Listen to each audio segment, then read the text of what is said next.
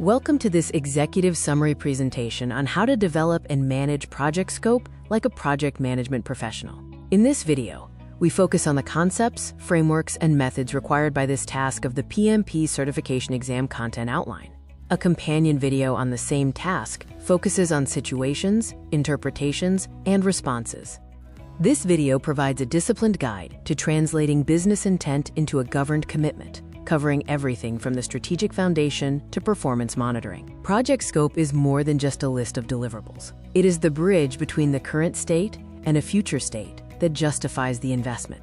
When purpose disappears, movement often replaces progress. Without enforcement, projects can become active but lose their strategic discipline.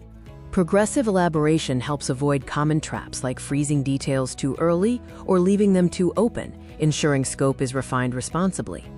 This is a sample from the complete PMP learning solution at pmprep.de, comprising the multimedia e-learning course and a separate exam simulation pack. It is built for self-study and for training providers who need brand-neutral after-class support for their students.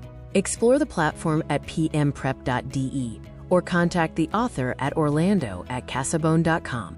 Translating stakeholder needs requires structure. We use tools like the Requirements Management Plan and the RTM to maintain stability in a project. Prioritization is a governance decision. We must test priorities, examine dependencies, and explicitly document non-inclusions to protect the project's investment logic. In practice, prioritizing requirements helps resolve competing demands by creating a hierarchy of investment protection, rather than relying on seniority. Various models like Moscow, Kano, and the 100-point method help expose the reasoning behind our choices, keeping prioritization explainable and disciplined.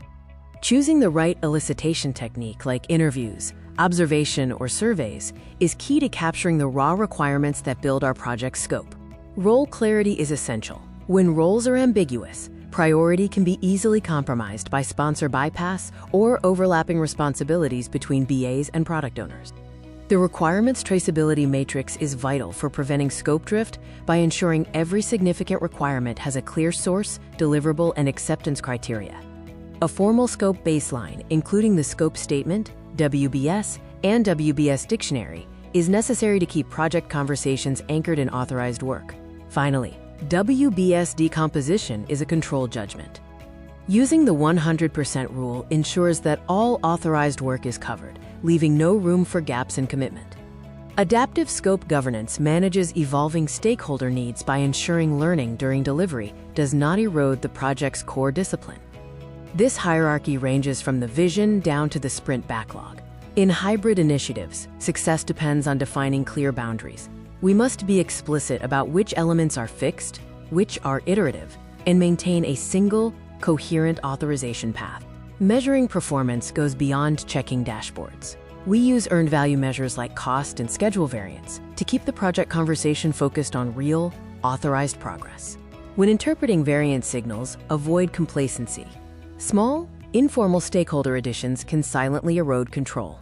Always ask if indicators are truly earned against the approved baseline. Beware of value alignment drift. A team may demonstrate healthy, stable throughput, but if the work no longer changes user behavior, the team is effectively building the wrong things.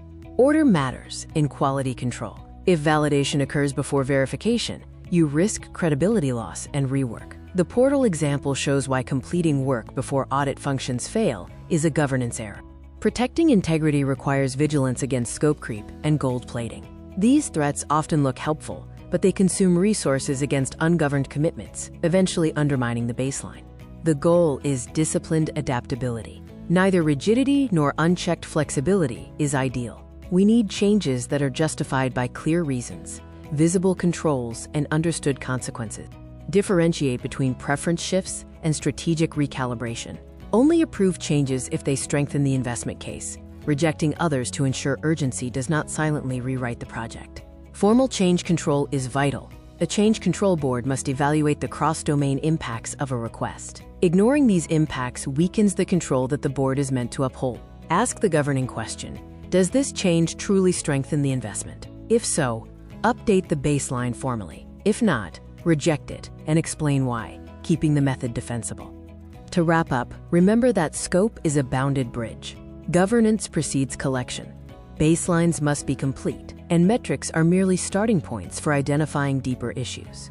To fully develop your skills to think, decide, and answer like a project management professional, pmprep.de provides the complete PMP learning solution, comprising the multimedia e-learning course and a separate exam simulation pack.